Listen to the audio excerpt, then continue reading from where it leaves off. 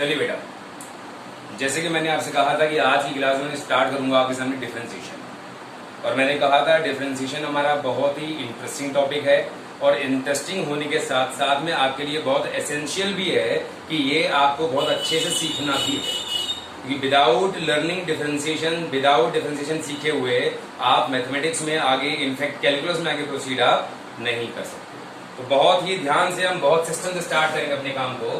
तो बेटा आज हम अपना काम शुरू कर रहे हैं, इसको हम बोलते हैं डिफरेंशिएशन। ठीक, एक क्वेश्चन अराइज ये होता है, काफी सारे लोगों को पता है, क्लास 11th में आपने टॉपिक पढ़ा था डेरिवेटिव्स, वहां भी हम लोगों ने डिफरेंशिएशन ही किया था और यहां भी हमारे पास टॉपिक का नाम है डिफरेंशिएशन।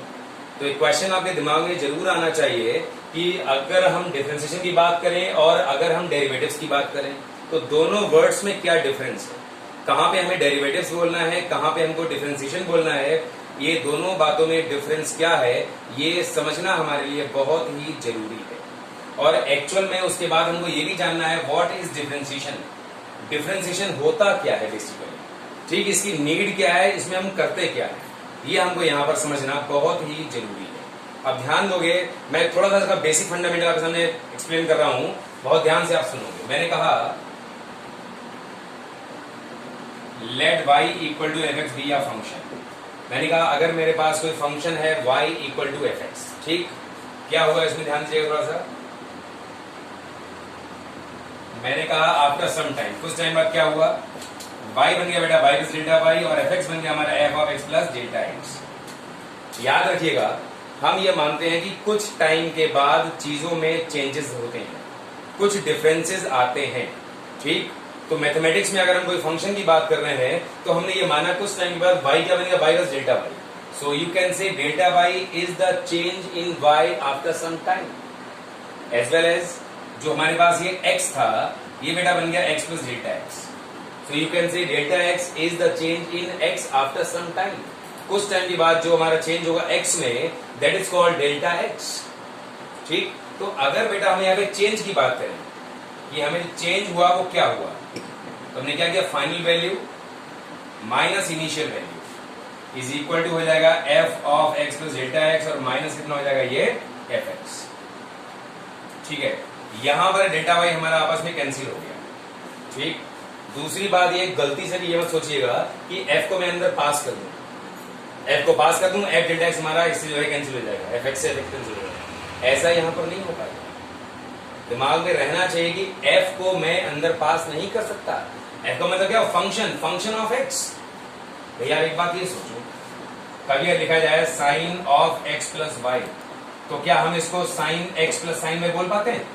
चारू नाम की किसी बच्चे का फोन आ रहा है, क्या हम साइन को अंदर भेज सकते हैं? बिल्कुल नहीं भेज सकते हैं, ठीक, because sign is nothing without any angle. बिना एंगल के साइन अपने आप में कुछ भी नहीं है, ठीक। तो याद रखिएगा ये चीज हमारी कभी पॉसिबल नहीं है। ऐसे ही f is nothing without any variable, बिना वेरिएबल के f का कोई सेंस नहीं है, कोई मीनिंग नहीं है। अरे बात समझे आपको? अब ध्यान दोगे आप यहाँ पे थोड़ा सा। तो मैंने आपसे ये कहा कि मैं इसको यहाँ पे अंदर पास नहीं कर पाऊंगा, मैंने यहाँ पर ये लिख लिया, तो ये आ गया मेरे पास, एक्चुअली ये नहीं कटा मेरे पास यहाँ पर y, तो ये आ गया हमारे पास delta y, change in y मिल गया मुझे f of x plus delta x minus fx की तरह। अब इस y में होने वाले चेंज को मैं x में होने वाले चेंज के रेस्पेक्ट में निकालूंगा। रेस्पेक्ट में निकालने का मतलब बेटा मुझे डिवाइड करना सीधा सीधा, तो x में चेंज क्या हुआ बेटा, डेल्टा x। तो हमने क्या किया, दोनों साइड डेल्टा x से डिवाइड कर दिया,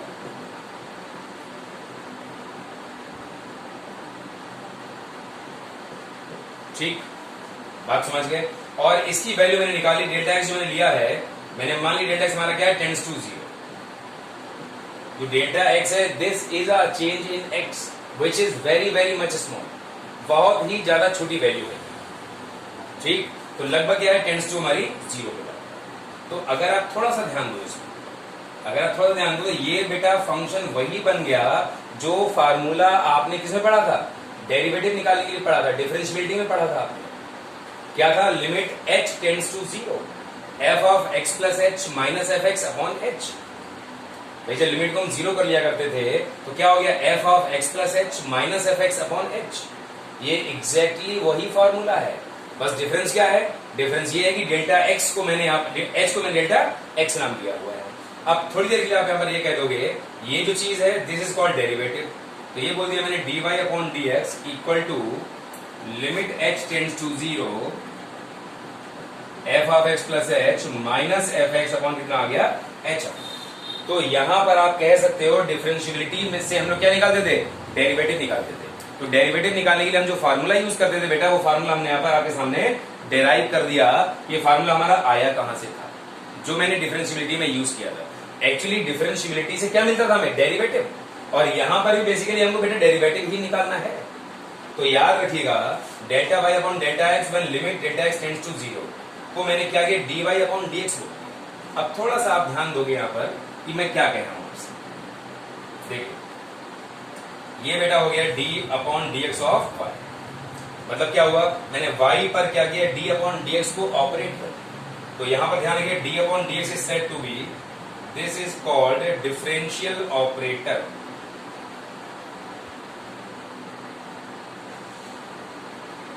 विद रिस्पेक्ट टू एक्स। बेटा डी अपॉन डी एक्स क्या है हमारा, ये हमारा डिफरेंशियल ऑपरेटर कहता है। भाई किसी भी हम जहां पर कोई भी ऑपरेटर यूज करते हैं वही काम तो मुझे करना होता है। जैसे बहुत सिंपल सा एग्जांपल हूं मैं आपके सामने, अगर मैं 2 और 3 के बीच में प्लस लगाऊंगा तभी तो मुझे प्लस करना है इसको, ठीक, कितना हो जाएगा, 5 हो जाएगा। ऐसे ही वाई पर अगर मैं D upon D x operate कर दूंगा, इसका मतलब क्या हुआ कि मैंने डिफरेंशियल ऑपरेटर इसके ऊपर अप्लाई कर दिया। That means now we have to differentiate Y with respect to X. मुझे फंक्शन वेरिएबल y को x के रेस्पेक्ट में डिफरेंशिएट करना है, और उसके लिए फार्मूला क्या होगा ये मैंने आपके सामने यहाँ पर डिराइव कर लिया। हालांकि इस चैप्टर में मुझे इस फार्मूले की जरूरत नहीं पड़ेगी, लेकिन फिर मैंने दिखा दिया कि dy अपॉन dx का बेसिक मीनिंग होता क्या है, ये आप यहाँ पर समझिए। अब यहाँ पर थोड़ा आप समझोगे कुछ और चीजें जो बहुत इंपॉर्टेंट है आपके लिए। अब जैसे मैंने कहा dy अपॉन dx कहो आप इसको, या आप इसको d अपॉन dx और fx कह लो, या बेटा आप इसको y1 कह लो, या आप इसको f डैश x कह लो। ये सारे के सारे सिंबल हमारे जो है क्या कहलाते हैं, derivative of y with respect to x। ये यहाँ पर dy अपॉन dx क्या है हमारा, ये कहलाएगा derivative of y with respect to x। ध्यान दो यहाँ पे थोड़ा सा, जैसे मैंने कहा कि मेरे पास कोई फंक्शन है ये fx, ठीक, इस पर मैंने क्या किया, डिफरेंशिएशन को अप्लाई कर दिया। तो बेटा ये बन गया हमारे पास क्या, f डैश x। ध्यान दो यहाँ पे थोड़ा सा, ये हमारे पास है गिवन फंक्शन, ये हमको क्या मिला, रिजल्टेंट मिला, ये कहलाएगा हमारा यहाँ पे डेरिवेटिव। तो मुझे लगता है डिफरेंशिएशन और डेरिवेटिव दोनों वर्ड्स में क्या डिफरेंसेस हैं ये आपको यहाँ पर क्लियर हो गया। Differentiation is the name of the process. किसी भी फंक्शन को हम जब डिफरेंशिएट करते हैं तो मुझे उस फंक्शन का डेरिवेटिव मिल जाता है। बात समझ गए? तो दोनों वर्ड्स में डिफरेंस याद रखिएगा बिल्कुल। What is the difference between derivative and differentiation? Derivative is the output when we differentiate a given function and differentiation is the name of the process which we apply. Differentiation वो process है जिसको मैं apply करता हूं for getting derivative of the given function. तो याद रखोगे derivative is the output of a function after differentiation and differentiation is the name of the process. तो कहीं कोई आपको कंफ्यूज नहीं कर सकता कि भाई डिफरेंशिएशन क्या है और डेरिवेटिव क्या है। 11th में इसी चैप्टर का नाम डेरिवेटिव था, 12th में इस चैप्टर का नाम डिफरेंशिएशन है। तो आपको कंफ्यूज बिल्कुल नहीं होना। और ये डेरिवेटिव हमारा f डैश x, इसको हम बहुत सारे तरीके से डिनोट कर सकते हैं। अगर मैंने फंक्शन fx को y नाम दिया हुआ है तो आप इसको dy अपॉन dx कह सकते हो, डेरिवेटिव को आप y1 कह सकते हो, और y नाम नहीं दिया हुआ है तो d of fx upon ds कह सकते हो, या f डैश x कह सकते हो। तो ये सारे के सारे सिंबल किसके लिए यूज करते हैं? डेरिवेटिव के लिए यूज करते हैं। ठीक, ये सिंपल सी बात मैंने आपसे एक्सप्लेन की कि what is differentiation, how to find it. ये फार्मूला है जिसके थ्रू हम डिफरेंशिएशन निकालते हैं, लेकिन हम अब इस फार्मूले को यूज नहीं करेंगे। अब हमारे पास यहाँ पर कुछ डायरेक्ट फार्मूले आने वाले हैं जिनको हम डायरेक्टली यूज किया करेंगे। आ रही बात समझे? इसमें कोई भी आपको डाउट बिल्कुल भी नहीं होना चाहिए कहीं से कहीं का। ठीक है, चलिए। तो अगर हम अब यहाँ पे आपसे कहें बेसिक मीनिंग क्या हुआ, डिफरेंशिएशन का बेसिक मीनिंग हुआ क्या? अब ध्यान दो आप थोड़ा सा। dy upon dx. Small d stands for a small change. So dy stands for change in y. dx stands for change in x. y में होने वाले चेंज को x में होने वाले चेंज के रेस्पेक्ट में निकालना ही हमारा डिफरेंशिएशन कहलाता है। आगे बात समझ नहीं आ गई? तो dy अपॉन dx क्या हो गया? Change in y upon change in x। तो y में होने वाले चेंज को x में होने वाले चेंज के रेस्पेक्ट में निकालना ही डिफरेंशिएशन कहलाता है। ठीक, बात समझ गए आप? और अगर मैं इसके ज्योमेट्रिकल मीनिंग की बात करूं आपसे कि भाई ज्योमेट्रिकली मुझे क्या दे रहा है, ये ज्योमेट्रिकल मीनिंग, तो बेटा मैंने पहले ही बताया था, आपको फिर से बता रहा हूं कि अगर मेरे पास सपोज करिए कोई कर्व है और एक कर्व बेटा शो कर रहा है कि इसको y equal to F X, मैंने किसी पॉइंट पर क्या किया, टेंजेंट ड्रॉ कर दिया इसका। ये मैंने क्या किया, टेंजेंट ड्रॉ कर दिया। तो इस टेंजेंट के स्लोप की वैल्यू जो है मैं डेरिवेटिव से निकालता हूं। सो dy upon dx is the slope of a tangent drawn at a given point x, y। Point x, y पर खींचे गए टेंजेंट का स्लोप जो होता है वो क्या होता है, हमारा dy अपॉन dx होता है। तो ये हमको मिल गया इसका ज्योमेट्रिकल मीनिंग। तो बेसिक मीनिंग क्या हो गया, to find change in y with respect to change in x। Geometrical meaning क्या हो गया, to find the slope of a tangent drawn at a point to the curve y equal to F X at x, y। किसी point x, y पर खींचे गए tangent के slope की value निकालना ही जो है वो डेरिवेटिव कहलाता है dy अपॉन dx। तो दोनों ही मीनिंग आपके सामने यहां पर आ गए। अब जितनी बातें मैंने आपसे अभी तक की हैं, इन सारी बातों का क्वेश्चंस को करने में कोई यूज नहीं होगा। अब जो यूज होगा आपको वो समझना है। अब यूज क्या होगा बेटा, यूज होगा यहां पे बेसिक थ्योरम्स। अब जो रूल्स हैं उनकी बात करें, basic theorems of differentiation. Differentiation के बेसिक थ्योरम्स क्या हैं बेटा, हम उसके बारे में आपसे बात यहां पर करेंगे। ठीक, ध्यान दो थोड़ा सा। क्या है, जैसे हमने कहा आपसे D upon D X of f1x plus minus f2x, या पहले काम ये कर लीजिए, जैसे मैंने कहा सपोज करिए k इंटू एफ एक्स लिखा है, मुझे किसी फंक्शन को डिफरेंशिएट करना है। ध्यान रखिएगा, d अपॉन dx का मीनिंग होता है कि हमने क्या किया, डिफरेंशियल ऑपरेटर को अप्लाई कर दिया। और डिफरेंशियल ऑपरेटर को अप्लाई करने का मतलब होता है कि हम यहाँ पे इस फंक्शन को डिफरेंशिएट करना चाहते हैं with respect two variable x।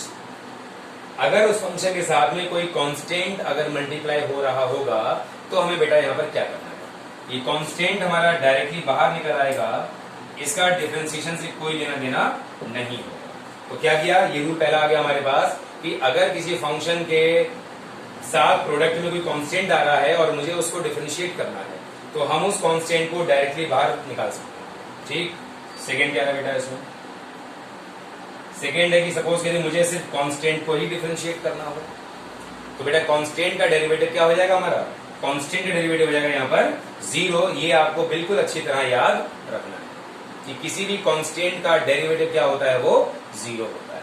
अभी कहां से आ रहा है समझाऊं मैं आपको, जब आगे फॉर्मूले बताऊंगा तो इसका प्रूफ आपके सामने आ जाएगा कि ये बात आई कहां से, इसको मैं कहे कहां से रहा हूं। ठीक है, आगे आइए।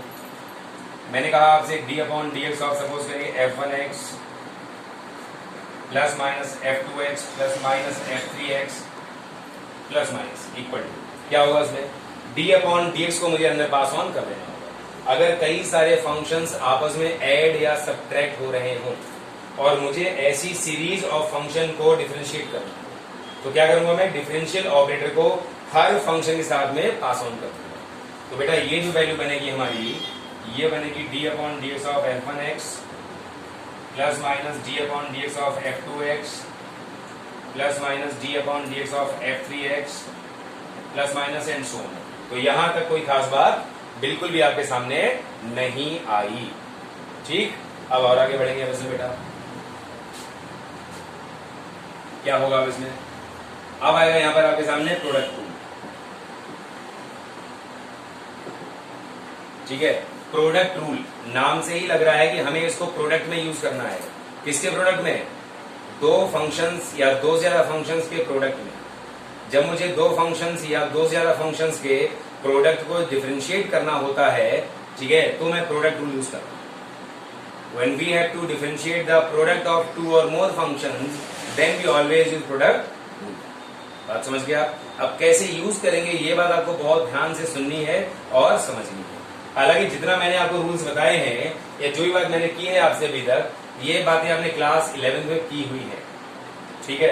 आइए यहाँ पर थोड़ा सा, मैंने कहा D upon D X of F X into कितना जी एक्स, दो फंक्शंस के प्रोडक्ट को हमने यहाँ पे क्या किया? डिफरेंशिएट करना है। क्या करेंगे हम बेटा? फर्स्ट फंक्शन को हमने ऐसे ही रखा, सेकेंड फंक्शन को डिफरेंशिएट कर दिया, प्लस सेकेंड फंक्शन को ऐसे ही रखा हमने बेटा, और हमने फर्स्ट फंक्शन को यहाँ पर डिफरेंशिएट कर दिया, ठीक है। तो जब भी हमें दो फंक्शंस के प्रोडक्ट को डिफरेंशिएट करना होगा, first function into derivative of second function plus second function into derivative of first function, ठीक। अच्छा, दूसरा रूल क्या है बेटा इसका? दूसरा रूल है D upon D X of F X into G X into कितना एच एक्स। ध्यान दीजिएगा क्या होगा अब इसमें। अगर सपोज करिए मैं तीन फंक्शंस के प्रोडक्ट को डिफरेंशिएट करना चाहता हूं तो मुझे क्या करना होगा? आपको याद सिर्फ ये रखना है कि जब भी मैं फंक्शंस के प्रोडक्ट को डिफरेंशिएट करना चाहता हूं तो एक बार में एक फंक्शन का डिफरेंशिएशन होता है, बाकी सारे फंक्शंस ऐसे ही लिखे जाते हैं, और ये प्रोसेस तब तक चलती है जब तक सारे फंक्शंस डिफरेंशिएट हो नहीं जाते, ठीक है। अब ध्यान दो आप थोड़ा सा, हमने क्या किया? फर्स्ट फंक्शन को बेटा यहाँ पे डिफरेंशिएट कर दिया, सेकेंड और थर्ड को हमने ऐसे ही लिख लिया, ठीक, प्लस फर्स्ट फंक्शन को हमने ऐसे लिख लिया, सेकेंड को बेटा हमने यहाँ पे डिफरेंशिएट कर दिया, और थर्ड को हमने बेटा यहाँ पर ऐसे ही लिख दिया, प्लस अब हमने फर्स्ट और सेकेंड को ऐसे ही लिख लिया, और हमने यहाँ पे थर्ड फंक्शन को डिफरेंशिएट कर दिया। इन सब चीजों में बहुत टाइम ऐसे नहीं लगा रहा हूं, तो ये सारी चीजें आपकी क्लास 11th में अच्छी तरह की हुई हैं, तो इसलिए इन पे बहुत टाइम लगाने से बहुत फायदा नहीं। ये सब कुछ आपने क्लास 11th में अच्छी तरह पढ़ा है, लेकिन फिर मैं प्रॉपरली आपको सारी बातें नोट करा रहा हूं कि अगर कहीं किसी ने कुछ नहीं पढ़ा है या कम पढ़ा है तो उसके सामने पूरा डेटा सही तरीके से आ जाए, ठीक है। अब बेटा यहाँ पे अगला रूल जो आता है ये होता है कोशेंट। कोशेंट मतलब क्या हुआ? जब भी हमें दो फंक्शंस के डिवीजन को या दो फंक्शंस के कोशेंट को अगर हमें डिफरेंशिएट करना होता है तो हम लोग हमेशा इस कोशेंट रूल को यूज करते हैं। When we have to differentiate the quotient or division of two functions, then we always use this quotient rule. अब ये quotient rule क्या होता है बस आपको ये समझना, ध्यान दो थोड़ा सा। d upon D X of F X upon कितना जी एक्स। सपोज करिए मुझे एफ एक्स अपॉन जी एक्स टाइप के फंक्शन को डिफरेंशिएट करना है, क्या फार्मूला होगा इसका बेटा? जिस तरीके से मैं लिख रहा हूं आपको भी उसी तरीके से पढ़ना है और समझना है। शुरुआत करूंगा मैं इसमें डिनोमिनेटर से, गलती कभी आपकी होगी नहीं। इसमें क्या करना है हमारा? यहाँ पर पहले आप लिखोगे डिनोमिनेटर का होल स्क्वायर, फिर ऊपर आएगा denominator into differentiation of numerator minus numerator into differentiation of denominator. अगर आप ऐसे लिखोगे तो टर्म्स की मिस्टेक कभी नहीं होगी। क्या लिखोगे? डिनोमिनेटर का स्क्वायर लिखोगे, पहले आप डिनोमिनेटर, फिर शुरुआत कहां से होगी? डिनोमिनेटर से ही शुरुआत होगी। Denominator into derivative of numerator minus numerator into derivative of denominator. अब जैसे आपको इसे याद करना हो, मैं कहूं फॉर लर्निंग, याद कैसे करेंगे हम इसको वो थोड़ा समझ लीजिए आप। हमने कहा D upon D X of बेटा, बोल दिया हमने न्यूमरेटर अपॉन कितना डिनोमिनेटर, ठीक। तो ये हो जाएगा हमारे पास डिनोमिनेटर का स्क्वायर, डिनोमिनेटर और यहां पे लिख लोगे न्यूमरेटर का डिफरेंशिएशन, डैश लगा दिया मैंने, माइनस न्यूमरेटर इंटू डिनोमिनेटर का डिफरेंशिएशन डैश लगा दिया, ठीक। क्या हो गया? डिनोमिनेटर का स्क्वायर डिनोमिनेटर में आ गया, ऊपर denominator into differentiation of numerator minus numerator into differentiation of denominator. तो अगर आप इसको ऐसे याद रखो कभी गलती होगी नहीं और कभी आप कंफ्यूज नहीं होगे। तो यहां तक की मैंने जो बात आपसे की है बेटा, ये सारी चीजें आपने क्लास 11th में की हुई थी। अब इसके बाद की हम बात करेंगे, कुछ फार्मूले की बात करेंगे, वो फार्मूले हम पढ़े हुए होंगे। उसके बाद हम जो चेन रूल पे आएंगे वो आपके लिए एकदम नया टॉपिक होगा और वहीं से क्लास 12th का डिफरेंशिएशन स्टार्ट भी होता है प्रॉपर तरीके से। ठीक है, तो बेटा अब यहाँ पे पहले हम कुछ फार्मूले लिख लेंगे, उसके बाद मैं आपको चेन रूल बताऊंगा चेन रूल क्या होता है। ठीक है, यहाँ तक की बात जो मैंने कर ली, ये मैंने आपको सिर्फ रिवीजन कराया है क्लास 11th में पढ़ी हुई डेटा। ठीक है, अब उसके बाद का जो प्रोसेस है वो स्टार्ट करेंगे। बहुत ध्यान से समझना है आपको, कोई गलती नहीं होनी चाहिए बिल्कुल भी। आइए हम अब यहाँ पे कोई स्टैंडर्ड फार्मूले लिख लें जो हमको यहाँ पर याद रखने हैं।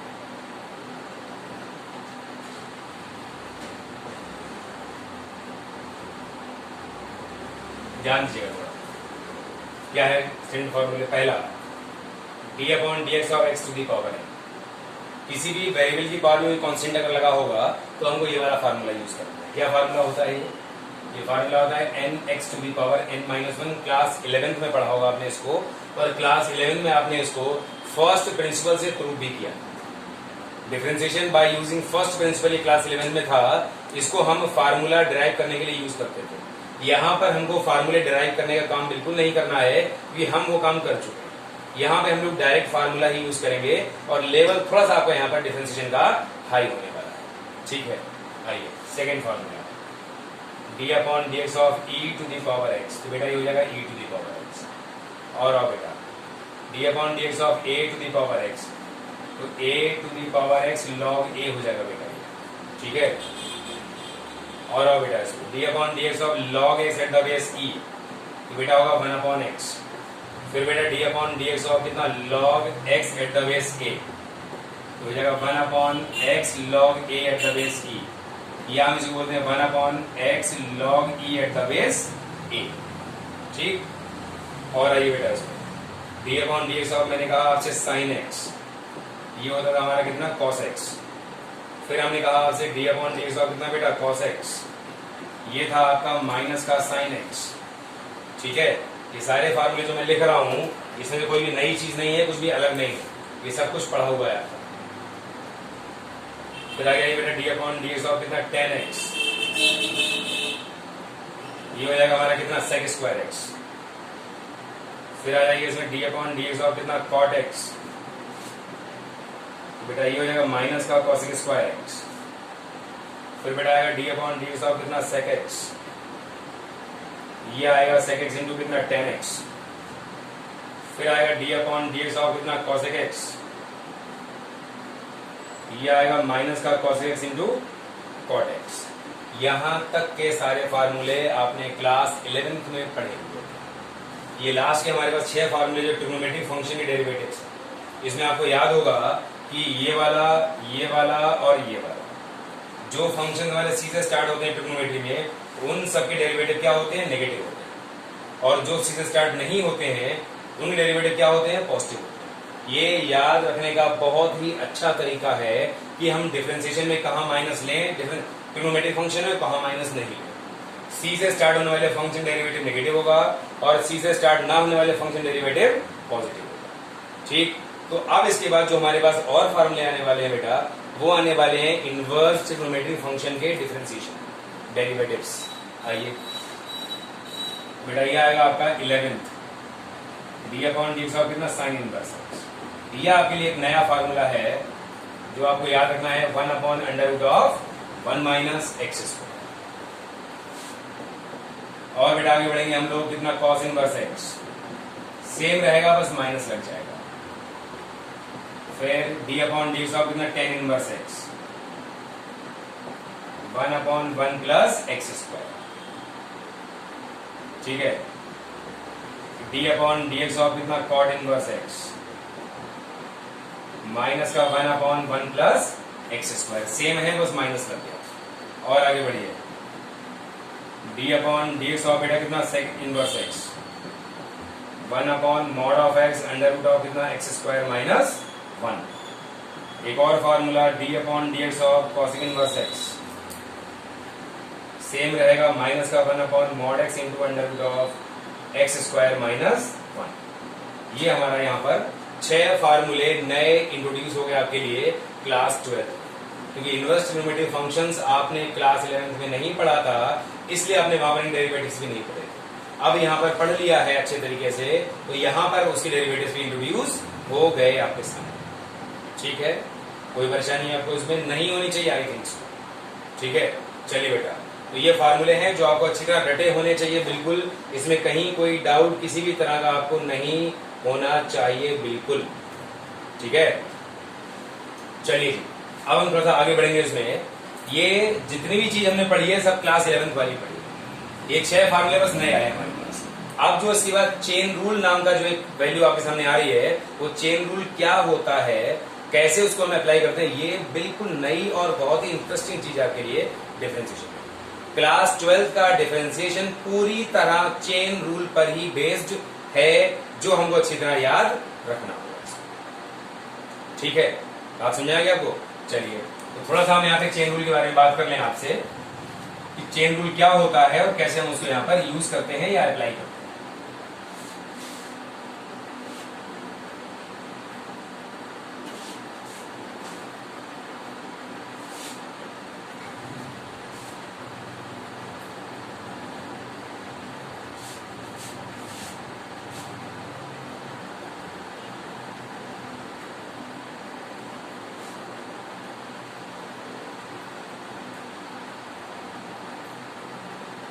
चलिए बेटा, थोड़ा सा मैं व्यू दूंगा आपको यहाँ पे चेन रूल का, जैसे आपको थोड़ा सा आइडियाज लग जाए, उसके बाद हम बात करेंगे।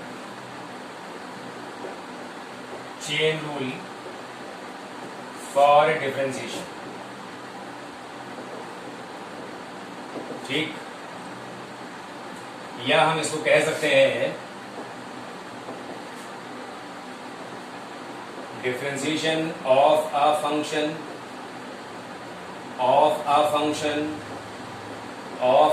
and so on, that is differentiation of a composite function।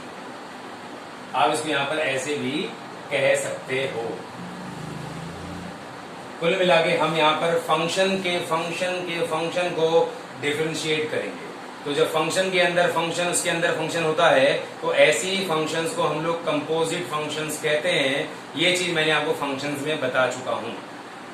ठीक, अब ध्यान दोगे, इस टाइप के फंक्शंस को हम लोग डिफरेंशिएट कैसे करते हैं। अब ये चीज समझने का बेस्ट मेथड है एग्जांपल्स, क्योंकि इसका कोई स्टैंडर्ड रूल नहीं होता है, कोई स्टैंडर्ड फार्मूला नहीं होता है इसका। ठीक है, ये चीज आपको सिर्फ और सिर्फ फार्मूले से ही समझनी, सॉरी एग्जाम्पल से समझनी है, तभी क्लियर हो पाएगा। ध्यान दो आप यहाँ पर, जैसे मैं कहूं आपसे if y equal to sine of X square, और मैं कहूं कि मुझे यहां पर dy अपॉन dx निकालना है। ठीक, अब बेटा ये है मेरे पास कितना, y equal to sine of X square. अब आप ये सोचो कि साइन x में x के प्लेस पे मैंने x स्क्वायर लगा दिया, मतलब साइन x में मैंने क्या किया, x स्क्वायर को कंपोज कर दिया अंदर। आ रही बात समझ नहीं आ रही आपको? ठीक, अब ध्यान दो आप थोड़ा सा, यहां पे आप जानते क्या हो, आप स्टार्ट करोगे बिल्कुल बाहरी फंक्शन से इसको डिफरेंशिएट करना, बिल्कुल ही आउटर मोस्ट फंक्शन से हम इसको डिफरेंशिएट करना स्टार्ट करेंगे। तो सबसे बाहर क्या है बेटा मेरे पास, सबसे बाहर है साइन। क्या होता है साइन का, कॉस। ठीक, और तकलीफ वाली बात यह है कि यहां पर साइन एक्स नहीं था, साइन एक्स स्क्वायर था। ठीक, तो हम क्या करेंगे, साइन एक्स स्क्वायर क्या लिखेंगे, कॉस एक्स स्क्वायर लिखेंगे। लेकिन एक्स के प्लेस पे जो एक्स का फंक्शन था, मैं इनटू में उसको दोबारा डिफरेंशिएट कर दूंगा। अरे बात समझ आ रही है? बहुत ध्यान सुनोगे अब मैं क्या कह रहा हूं आपसे। स्टार्ट करूंगा मैं बिल्कुल आउटर मोस्ट फंक्शन से, और करते करते बिल्कुल अंदर तक मैं यहां पहुंचूंगा। जब तक एक्स के प्लेस पे एक्स नहीं आ जाएगा, तब तक मैं इसमें इनटू में डिफरेंशिएशन करता रहूंगा। अब देखिए यहां पे साइन एक्स स्टैंडर्ड होता है, तो एक्स के प्लेस पे एक्स स्क्वायर है, तो मुझे इंटू में बेटा यहाँ पे एक्स स्क्वायर का डिफरेंशिएशन फिर से करना पड़ेगा।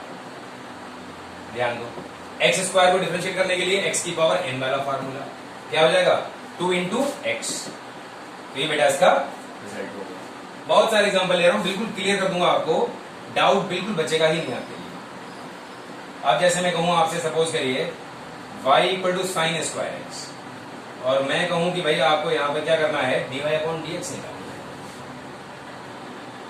अगर आप ध्यान दो थोड़ा सा बेटा, तो ये हमको y इक्वल टू दिया हुआ है, एक्चुअल में साइन स्क्वायर एक्स का मतलब होता है साइन एक्स का होल स्क्वायर। साइन एक्स का होल स्क्वायर, ये इसका मतलब होता है। ठीक। अब इसका आउटर मोस्ट फंक्शन क्या है, अब ये देखिए बेटा, इसका आउटर मोस्ट फंक्शन है स्क्वायर फंक्शन। सबसे बाहर क्या लगा हुआ, सबसे बाहर लगा हुआ स्क्वायर फंक्शन। ठीक, तो सबसे बाहर वाले फंक्शन के अंदर जो होता है वो उसको पूरा मैं एक्स की तरह यूज करता हूं। तो this behaves like x square, बस एक्स के प्लेस पे साइन एक्स है तो कोई दिक्कत नहीं। तो अगर बेटा ये एक्स स्क्वायर होता तो क्या होता, 2x होता, क्या हो जाएगा, ये 2 sin x हो जाएगा। भाई x के प्लेस पे क्या है, sin x है हमारे पास, तो x स्क्वायर क्या होगा, 2x मतलब 2 sin x। और मैंने कहा था जब तक x के प्लेस पे x का फंक्शन आएगा तब तक आप इंटू में उसको दोबारा डिफरेंशिएट करते रहो। तो x के प्लेस पे x का फंक्शन था sin x, तो इंटू में उसको यहाँ पे डिफरेंशिएट फिर से कर दूंगा। तो बेटा ये हो जाएगा 2 sin x into sin x का cos x। बस हो गया। अब तो यहाँ पे x प्लेस x था ना, कोई दिक्कत ही नहीं है। एक और एग्जांपल लीजिए यहाँ पर आप जैसे मैं कहूं आपसे y equal to sine square X square, और मैं कहूं कि मुझे यहाँ पे बेटा dy अपॉन dx निकालना। मैंने क्या किया, मैंने इन दोनों फंक्शंस को आपस में कंबाइन कर दिया। जब कंबाइन मैंने कर दिया इनको आपस में, आप ध्यान दो थोड़ा सा बेटा, ये आ गया sine square sine x square का होल स्क्वायर। अब जब मैं इसको यहाँ पर डिफरेंशिएट करूंगा, आउटर मोस्ट कौन है बेटा, आउटर मोस्ट है स्क्वायर फंक्शन। ठीक, एक्स स्क्वायर का होता है 2x, तो x की वजह से वही आएगा जो यहां पर लिखा हुआ है। तो बेटा हो जाएगा 2 ऑफ कितना sine x square, this is like 2x। अब x के प्लेस पे जो फंक्शन था इनटू में उसका डिफरेंशिएशन क्या था बेटा, मेरे पास था साइन ऑफ एक्स स्क्वायर, तो इनटू में हम साइन ऑफ एक्स स्क्वायर को डिफरेंशिएट करेंगे। क्या sine of X square standard है, नहीं है स्टैंडर्ड। x के प्लेस में बेटा यहां भी एक्स स्क्वायर आ रहा है, तो बेटा ये हो गया हमारे पास 2 sin x square, sine x square क्या हो जाएगा, कॉस ऑफ एक्स स्क्वायर। लेकिन बेटा मुझे एक्स स्क्वायर का इंटू में फिर करना पड़ेगा, क्योंकि मैंने कहा था शुरुआत करूंगा बिल्कुल बाहर से, फिर उसके अंदर वाला फंक्शन, फिर उसके अंदर वाला फंक्शन। जब तक स्टैंडर्ड वेरिएबल की जगह पे स्टैंडर्ड वेरिएबल नहीं आ जाता है, मैं उसमें कुछ भी मतलब मैं चेन को रोकूंगा नहीं, ये लगातार चेन बनती हुई चलती है, इसलिए हम इसको बोलते हैं चेन रूल। ठीक, अब एक्स स्क्वायर का डेरिवेटिव क्या होगा बेटा, ये हो जाएगा 2x। तो ये अब x स्क्वायर स्टैंडर्ड फंक्शन हो गया, ये हम अपनी काम चेन को ब्रेक कर देंगे। बात समझ गया। चलिए बेटा ऐसा करता हूं, ये कुछ एग्जांपल जो मैंने लिए हैं इनको अच्छी तरह आप सोचोगे समझोगे, और कल मैं ढेर सारे और एग्जांपल लूंगा आपको समझाने के लिए, क्योंकि चेन रूल सबसे पहले मुझे क्लियर करना है। अगर चेन रूल क्लियर नहीं होगा तो आगे वाला डिफरेंशिएशन आपके लिए यूजलेस हो जाएगा। तो बेटा आज की बात यहीं तक, बाकी बातें कल। Thank you so much.